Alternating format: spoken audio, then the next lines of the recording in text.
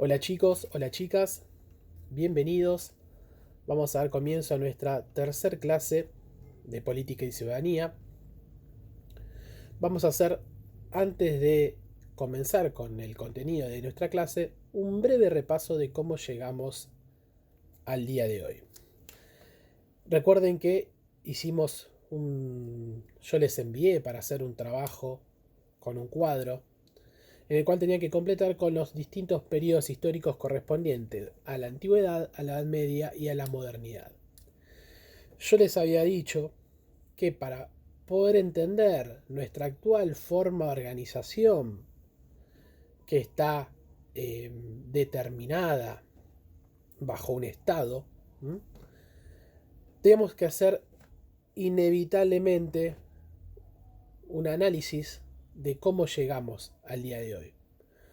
Para entender cómo funciona nuestro Estado, para entender la razón de ser, a qué obedece su evolución y desarrollo, no hay mejor forma o más apropiada que entender, comprender cómo era antes las formas de organización sociales, políticas y económicas. Por eso es que vivimos antigüedad, Edad Media y modernidad. En este sentido, sobre la antigüedad y la Edad Media, yo les acerqué distinto material para que ustedes puedan completar esos cuadros.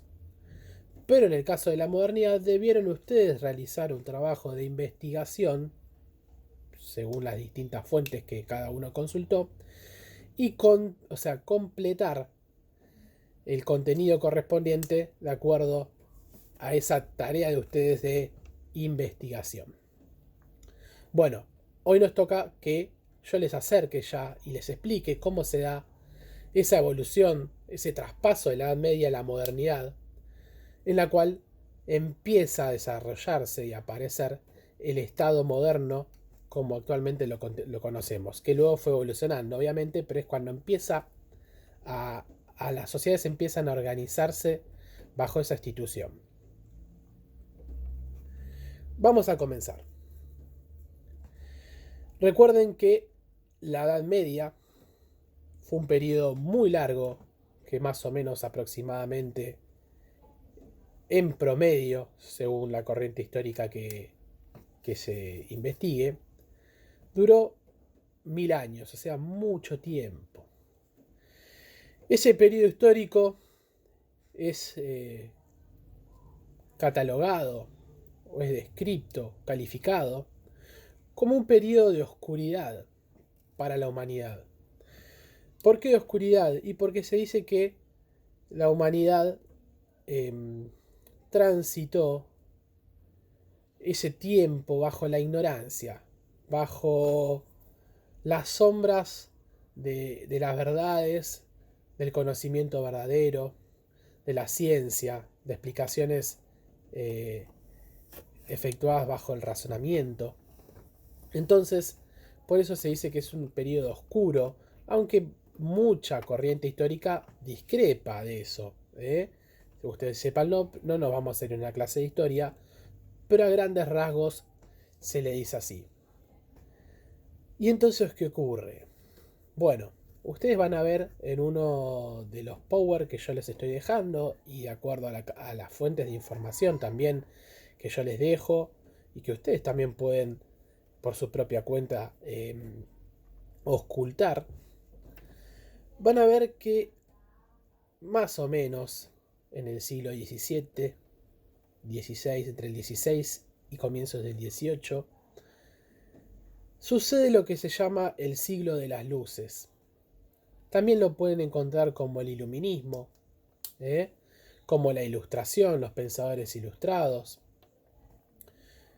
Todos estos calificativos hacen referencia a echar luz. ¿Y echar luz sobre qué? Bueno, sobre este periodo que se transitó durante la Edad Media, que estamos diciendo que se cataloga como de oscuridad.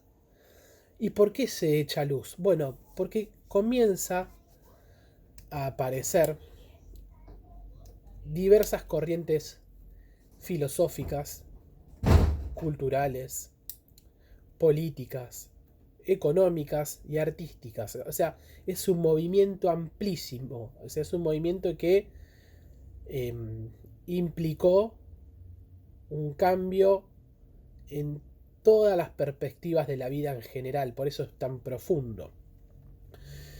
Y este movimiento se puede describir como enarbolado por la ciencia, por el conocimiento científico.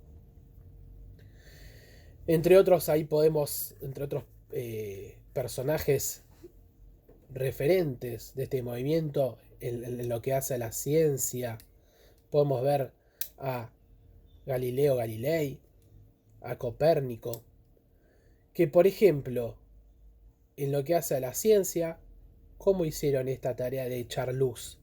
Bueno, ellos eran astrónomos y se opusieron a las explicaciones mitológicas, dogmáticas, místicas o de la fe que hasta ese momento impartía la Iglesia, de que, por ejemplo, la Tierra era el centro del universo.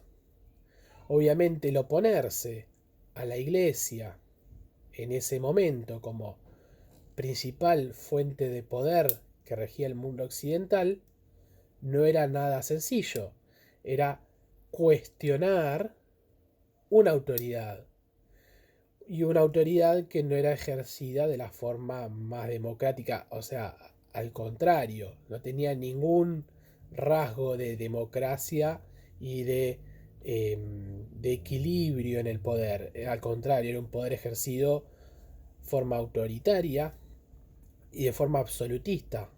Bien, esto obviamente no le fue gratuito y les implicó persecuciones ideológicas de parte de la Iglesia. ¿Y por qué? Bueno, porque imagínense que si se empieza a cuestionar uno de los fundamentos del poder, de cómo determinado centro de poder, una arquitectura del poder que duró 1000 años, bueno, eso pone en peligro mucha gente que disfruta del estatus social que le brinda esa determinada arquitectura del poder. Eso en cuanto a la ciencia. Pero vamos a lo que con esto le quiero graficar, que fue un movimiento muy amplio y profundo. Pero vamos a lo que nos interesa a nosotros, que es la política. Con la misma coherencia que daba explicaciones a hechos cotidianos y de la vivenciables, la Iglesia, con estos fundamentos religiosos y divinos, esa misma coherencia, como les estoy diciendo, o esa misma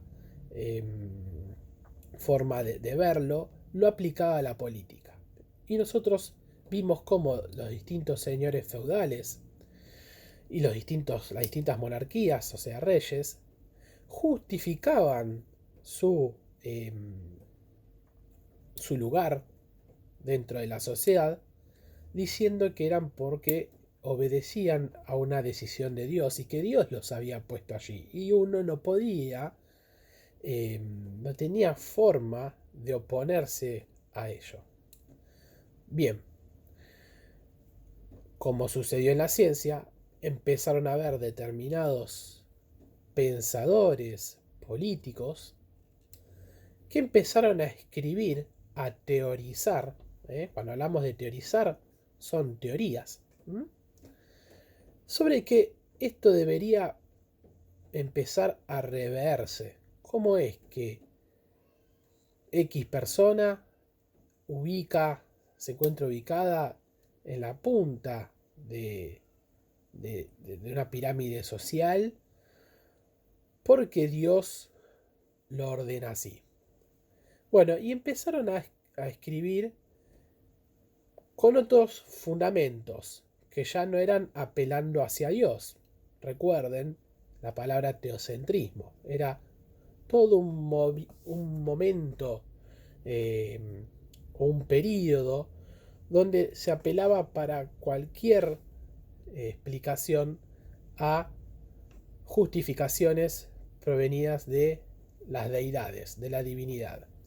Bueno, desde el punto de vista político, pensadores como Locke en Inglaterra empiezan a hablar, en realidad el poder no viene de Dios, sino que el poder lo tiene el pueblo.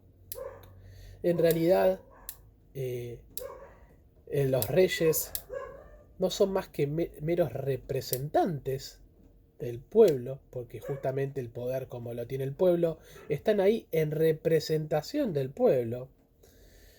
En realidad el poder no debe estar en una sola persona, porque eso permite que exista un ejercicio abusivo de ese poder sin ninguna capacidad de control.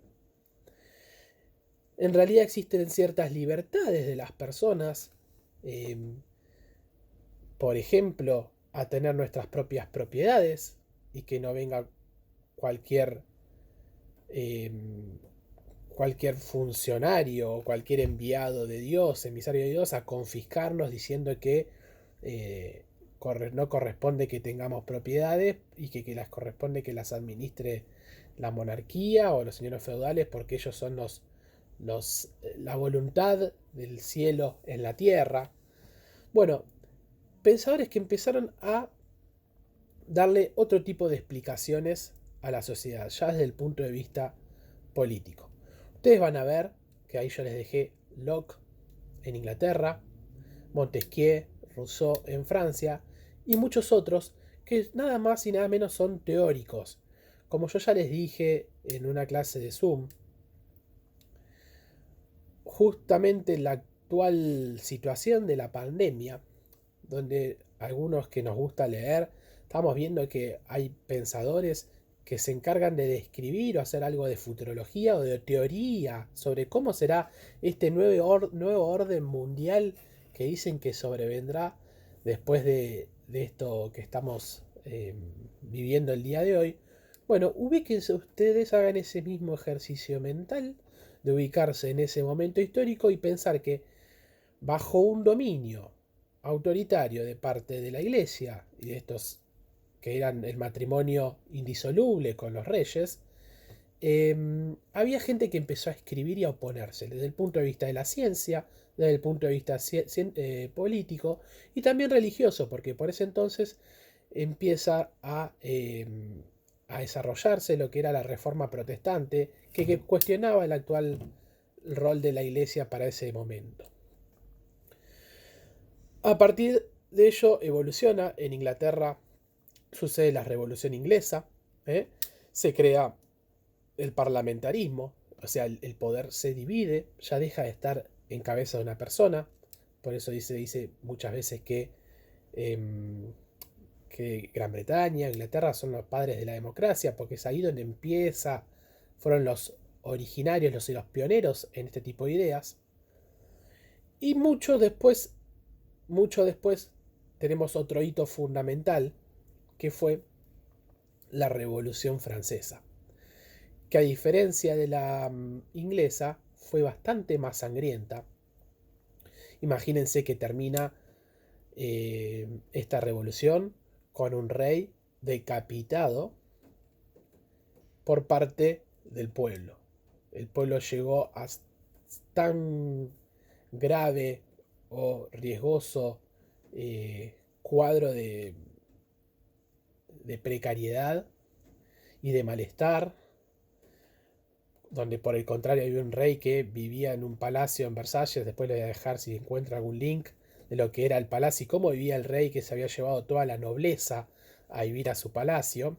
O sea, por el otro lado teníamos tantos extremos en la forma de vivir que, bueno, el malestar del pueblo llegó a cierto punto donde capturaron al rey y lo decapitan, bien, frente a todo el público. Así se desarrolla la Revolución Francesa, con los lemas que conocemos la gran mayoría de libertad, fraternidad y legalidad.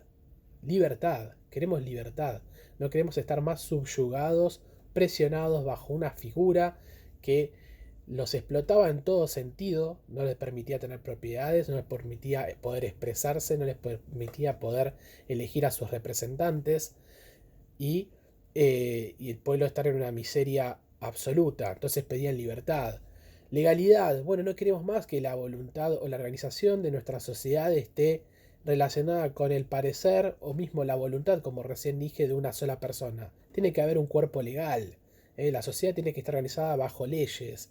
Y esas leyes tienen que estar emanadas bajo una institución que sea elegida por el pueblo. De ahí después vamos a ver que la función esa la va a ocupar el Parlamento o el Congreso. Bueno, todas estas ideas que dieron pie a estas dos revoluciones y muchos otros cambios en otros lugares más, fueron propugnadas por teóricos como los que yo les estoy dejando para que ustedes lean. Van a ver la teoría del contrato social. Eh, Esto es lo que yo les pido que ustedes lean. Y va a ser quizás no, va a ser la última parte histórica para ya luego entrar a lo que es el Estado moderno contemporáneo. Un Estado donde el poder ya no está más en una persona y que lo hereda hacia otra y que ese poder lo justifica en Dios, sino que el poder está en el pueblo. Un Estado donde ya somos todos iguales ante la ley. No existe cierta clase privilegiada, nobleza o duques, sacerdotes que tengan preferencias por sobre otros, sino que todos tenemos los mismos derechos. Una clase, un estado, perdón, donde el poder ya no está más concentrado en una sola persona con el riesgo de que eh, sea ejercido de forma autoritaria, sino que existe una división de los poderes, en poder legislativo, ejecutivo y judicial. Un Estado donde los gobernantes deben rendirnos cuentas, porque si justamente el poder es del pueblo y el pueblo se lo delega hacia ellos, deben de ejercer esa acción de rendición de cuentas, de decir, bueno, ¿qué es lo que ustedes hicieron del mandato que nosotros les otorgamos? Es otra concepción del poder. Si uno concibe al poder como que lo tiene Dios, ellos le deben de rendir cuentas en forma privada sin que nadie pueda observarlo o analizarlo frente a Dios. Ahora, esta es otra concepción, la que yo les estoy diciendo. Si lo tienen que rendir cuentas frente al pueblo, el pueblo puede determinar si está bien ejercido o no ese mandato. Un estado donde el poder también en el tiempo no puede ser ejercido indefinidamente, sino que existe la periodicidad de los cargos. Periódicamente vamos a elegir a quienes nos queremos que nos gobiernen. Un poder donde debe ser público, no pueden haber actos secretos, sino que todo debe darse a conocimiento de la sociedad. Y un poder que debe respetar nuestras propias garantías y libertades individuales. Fundamental el derecho a la vida. Nadie tiene derecho por sobre nuestra propia vida y puede venir y dañar nuestra integridad. Fundamental. Otros derechos y garantías fundamentales. Bueno, derecho a poder expresarte. En parte de todos estos siglos de oscurantismo que sucedió durante la Edad Media fueron por mantener al pueblo oprimido y callado, de no dejar que se expresaran las ideas. De ahí la importancia también de la prensa, cuando se habla como el cuarto poder, porque la prensa permite que se divulguen las ideas. Bien, entonces todos estos principios que yo les estoy dando, que conforman el Estado como actualmente lo conocemos, fueron el fruto de la maduración social de todos estos periodos, de estos periodos y de estos siglos que fuimos repasando en esta clase. La sociedad mundial necesitó transitar todos estos vaivenes para llegar al día de hoy con un Estado que conserve estos principios. De ahora en más vamos a empezar a analizar cómo funciona este Estado. Nuestro artículo número 1 de la Constitución Nacional establece que la forma de gobierno de la República Argentina es justamente representativa, republicana y federal. Bueno, allí empezaremos. Hacia ahí irá nuestra misión. ¿Qué significa representativo? Algo estamos diciendo ya. Algo estamos diciendo. Es distinta la concepción del poder, considerando que nuestros mandantes nos representan, a si uno considera que están ahí ubicados porque Dios lo elige. Es otra concepción. ¿Qué es republicano? Bueno, recién yo les comenté una serie de principios. Están íntimamente vinculados con el principio o con el sistema republicano. ¿Y qué es federal? Bueno, más adelante vamos a ver qué es cómo es, en qué consiste una organización territorial del poder federal y qué diferencia tiene a unitaria. Bien, hasta aquí llegamos. Hicimos un repaso, se hizo algo extenso, pero era necesario hacerlo. Yo les voy a estar dejando textos, PowerPoint y algunos links importantes.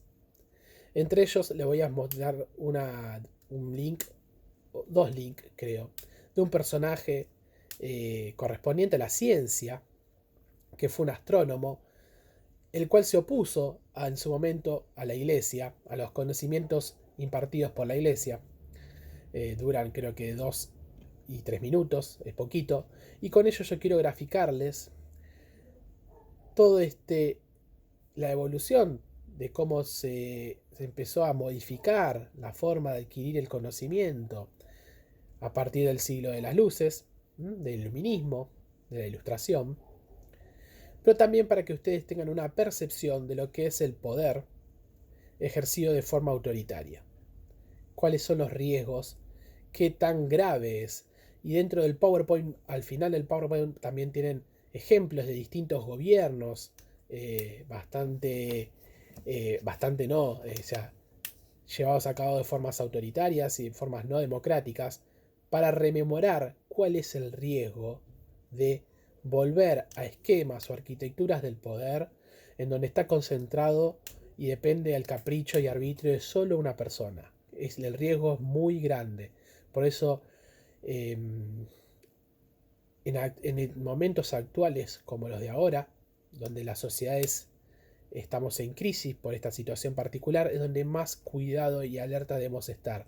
Porque son estos momentos donde más se requiere por parte de figuras o de elites la concentración del poder. Y eso es un riesgo que es muy peligroso de permitir. También les dejo un link de un periodista que analiza bastante bien las funciones y entiende en forma detallada cómo es el funcionamiento del Estado, que corresponde a la actualidad. Eso es súper actual. Para aquellos que están ansiosos de ver algún contenido actual, bueno, les voy a dejar este link. Quizás haya conceptualmente alguna circunstancia se les escape, pero a grosso modo van a entender de lo que está hablando. Y más que nada al comienzo de su charla habla sobre el peligro de la concentración del poder y que generalmente estas oportunidades de solicitar o de requerir mayor poder se dan en momentos de crisis, en momentos donde la sociedad está pasando por una situación de incertidumbre o de emergencia. Es ahí donde más cuidadosos debemos de ser como sociedad. Entonces le voy a dejar todos estos textos por esta semana, PowerPoints, información y links. Por esta semana no habrá actividades, sino que la actividad va a ser solamente de lectura hacia ustedes. Y confío en que lo hagan, porque sí, la próxima semana en el Zoom probablemente yo ya empiece a tratar de hacer una clase un poco más interactiva, consultando con nombres concretos, a ver qué le pareció de determinada lectura. Y espero ahí el aporte de ustedes y que me ayuden a sobrellevar esta materia con el rol activo fundamental que a ustedes les toca. Chicos, los despido. Se hizo una clase un poco larga, de 25 minutos casi, pero era necesario, como les anticipé al comienzo, poder hablar de todos estos puntos que fuimos charlando en esta clase. Cuídense, les mando un abrazo grande y nos vemos para la próxima.